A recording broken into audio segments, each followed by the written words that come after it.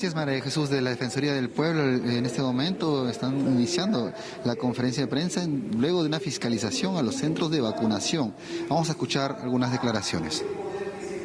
Legislativo y además tiene como facultad la supervisión y el control, de manera que también hay responsabilidades en el legislativo. Esto no es solo un asunto del Ejecutivo, aunque principalmente lo es, y también de los gobiernos regionales.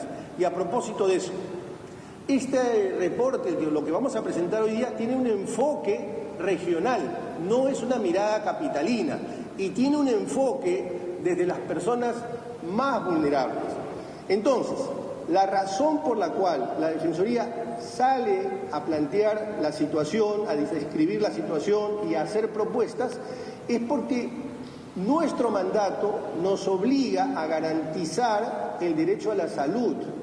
Y advertimos que este derecho está siendo vulnerado y por eso es importante que el Ejecutivo, que el Legislativo, que todas las instituciones del Estado, que la propia sociedad y la propia prensa advierta lo que hay que hacer en esta etapa de la pandemia y la pospandemia.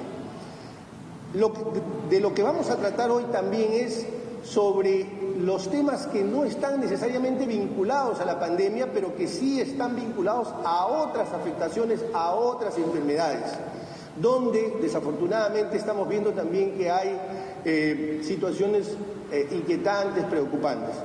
En resumen, esto es lo que en los próximos minutos, a través de las distintas intervenciones de las adjuntas, van ustedes a conocer. Quisiera dejarnos con ustedes a la doctora Alicia Banto, adjunta para la Administración Estatal, que le va a dar la primera información. Gracias. Muchas gracias, defensor.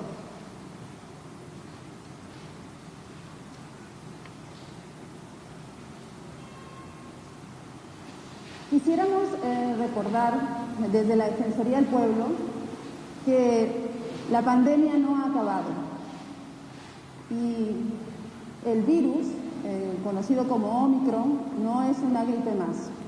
Por tanto, lo menos que puede hacer nuestro país es confiarse y lo menos que deben hacer las autoridades es asumir un discurso triunfalista o negacionista. Por eso es que es importante que las autoridades y la población tomen en cuenta que, si bien es cierto, en este momento el Perú está saliendo de una tercera ola, tenemos que prepararnos para afrontar una cuarta ola. Y tenemos que preguntarnos, ¿cómo afrontaremos esa cuarta ola?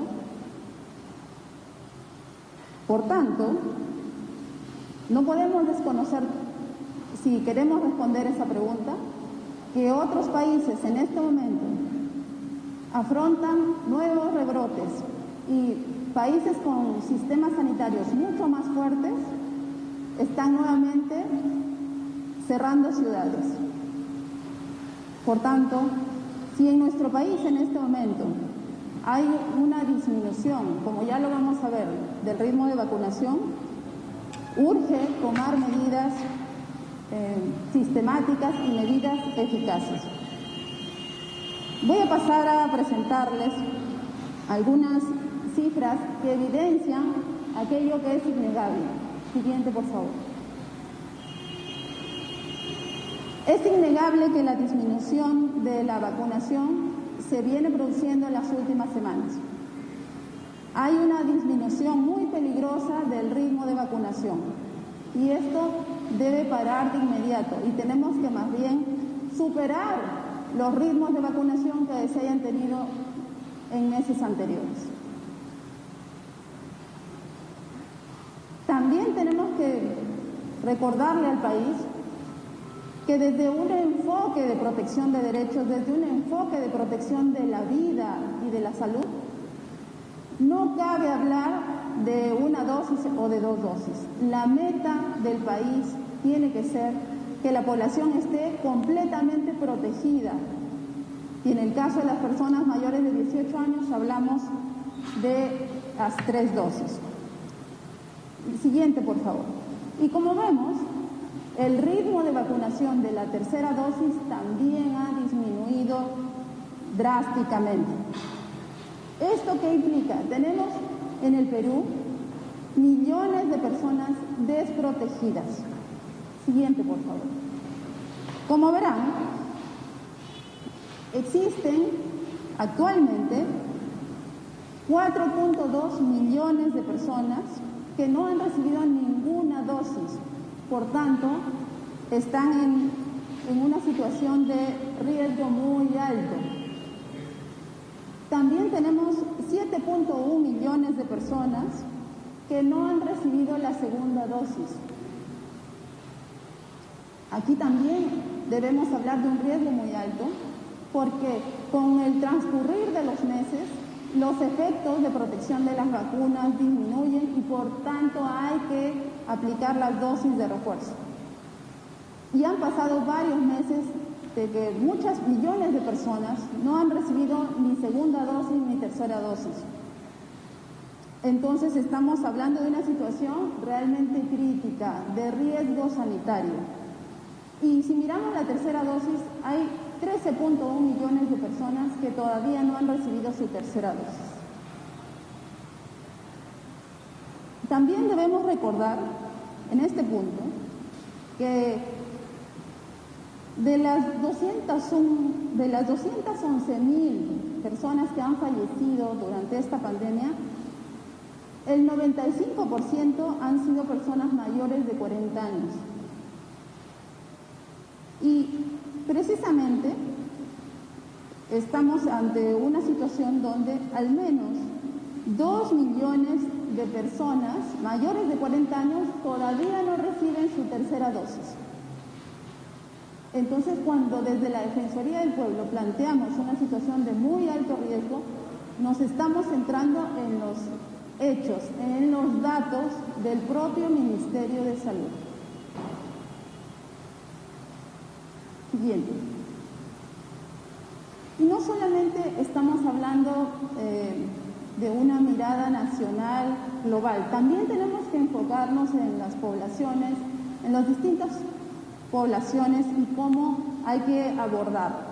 Por ejemplo, en el caso de los adolescentes, 1 millón de adolescentes todavía no ha recibido la segunda dosis. Siguiente.